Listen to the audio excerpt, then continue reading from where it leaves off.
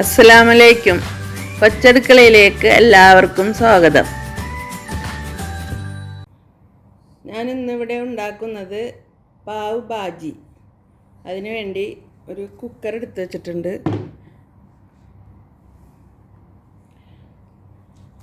അതിലേക്ക് ഉരുളക്കിഴങ്ങ് ഇട്ട് കൊടുക്കാം.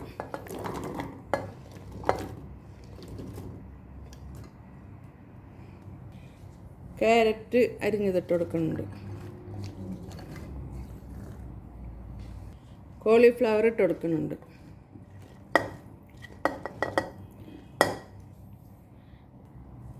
ബാജി അധികം വേണമെന്നുണ്ടെങ്കിൽ കുറേശ്ശെ കൂടുതൽ സാധനങ്ങൾ ഇട്ട് കൊടുക്കണം. അത് കാരണം ഞാൻ കുറച്ച് കൂടുതൽ ഇട്ട് കൊടുത്തിട്ടുണ്ട്. ഗ്രീൻ പീസ് ഇട്ട് കൊടുക്കുന്നുണ്ട്. 1 കപ്പ് വെള്ളം ഒഴിച്ച് കൊടുക്കുന്നുണ്ട്. ആവശ്യത്തിന് ഉപ്പിട്ട് കൊടുക്കുന്നുണ്ട്. 2-3 വിസിൽ വരുന്നവരെ ഒന്ന് വേവിച്ചെടുക്കണം.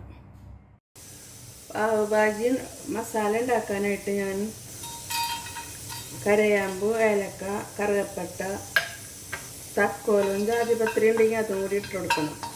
എൻ്റെ അടുത്ത് ഇപ്പം അതില്ലാത്തതുകൊണ്ടാണ് ഇടാത്തത്. ഏലക്ക, കരയാമ്പു, കറുകപ്പട്ടൊക്കെ ഒന്ന് ചൂടായിട്ടുണ്ട്.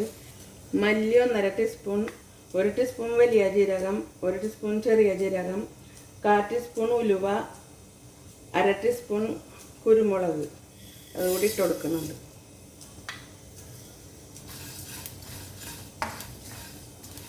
പാവ് ഭാജിയുടെ മസാല നമുക്ക് വാങ്ങിക്കാൻ കിട്ടും. വീട്ടിൽ തന്നെ ഉണ്ടാക്കുന്നതാണ് കുറച്ചും കൂടി നല്ലത്.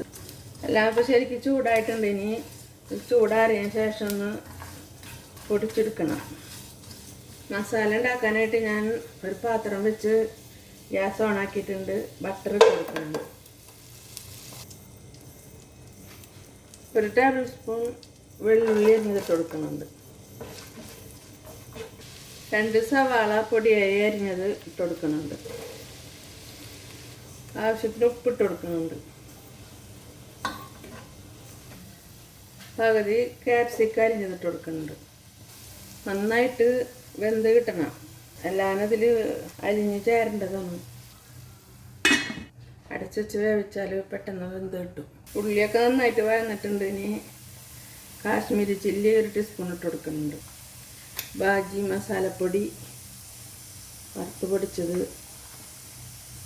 2 ടേബിൾ സ്പൂൺ ഇട്ട് കൊടുക്കുന്നുണ്ട്.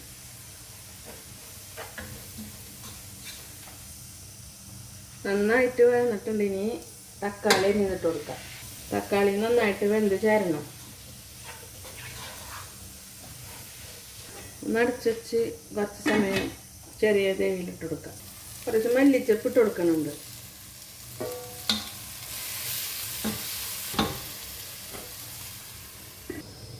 തക്കാളിയൊക്കെ ശരിക്കും വെന്ത് ചേർന്നിട്ടുണ്ടെങ്കിൽ പച്ചക്കറി നന്നായിട്ട് ഇതേപോലെ ഉടച്ചതിന് ശേഷം ഇതിലേക്ക് ഇട്ട് കൊടുക്കണം.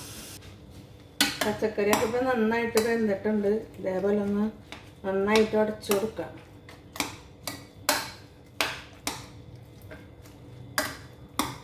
കയ്യിലുകൊണ്ടോ അല്ലെങ്കിൽ ഇതേപോലെ ഒരു കപ്പ് കൊണ്ട് ഉടച്ചാലും മതി.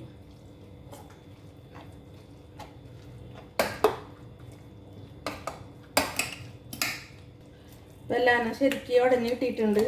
ഇനി നമുക്ക് മസാലയിലേക്ക് ഇട്ട് കൊടുക്കാം.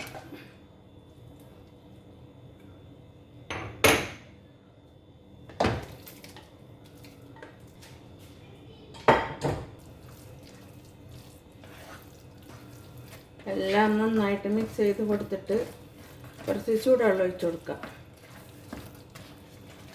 അപ്പോൾ മസാലയും പച്ചക്കറിയും എല്ലാം കൂടെ നന്നായിട്ട് മിക്സ് ആയിട്ടുണ്ട്.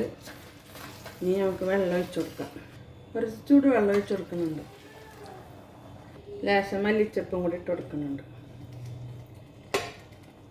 ഇത് ഒന്ന് കുറച്ച് സമയം അങ്ങനെ ചെറിയ തീയിൽ ഇങ്ങനെ കിടക്കട്ടെ. അങ്ങനെ നമ്മുടെ പാവ് ഭാജി റെഡിയായി. ഇതേപോലെ എല്ലാവരും ഉണ്ടാക്കണം. മല്ലിച്ചപ്പൊക്കെ കുറച്ച് കൂടുതലിട്ട് കൊടുത്താൽ നല്ലതാണ്. എൻ്റെ കുറച്ചുണ്ടായുള്ളൂ, അതിന് കുറവിട്ട് കൊടുത്തത്. കറിവേപ്പില ഇല കുറച്ച് ഇട്ട് കൊടുക്കുന്നുണ്ട്. നേരത്തെ മസാലയിൽ ഇട്ടിട്ടുണ്ടായിരുന്നില്ല. അതിന് കുറച്ച് കഴിയുമ്പോൾ എടുത്ത് മാറ്റും. കസ്തൂരി മേത്തി ലേശിട്ട് കൊടുത്തിട്ടുണ്ട്. നേരത്തെ മസാലയിൽ കുറച്ച് ഉലുവിട്ടിട്ടുള്ളത്, ഒരു 1/4 ടീസ്പൂൺ ഉലുവിട്ടിട്ടുണ്ട്. അങ്ങനെ നമ്മുടെ ബാജി റെഡിയായി. ബന്നൊന്ന് ബട്ടറിൽ ചൂടാക്കി എടുക്കുക. ഇതിൽ മല്ലിച്ചപ്പ് ഉണ്ടെങ്കിൽ ഇട്ട് കൊടുത്താൽ നല്ലതാണ്. മല്ലിച്ചപ്പിൻ്റെ ഇപ്പോൾ ഇല്ല, കഴിഞ്ഞ്. ചെറിയ തീ വെച്ചെടുക്കണം, അല്ലെങ്കിൽ കരിയും.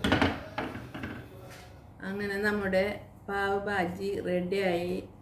ഇതേപോലെ എല്ലാവരും ഉണ്ടാക്കണം. എല്ലാവർക്കും ഷെയർ ചെയ്ത് കൊടുക്കണം, ലൈക്ക് ചെയ്യണം.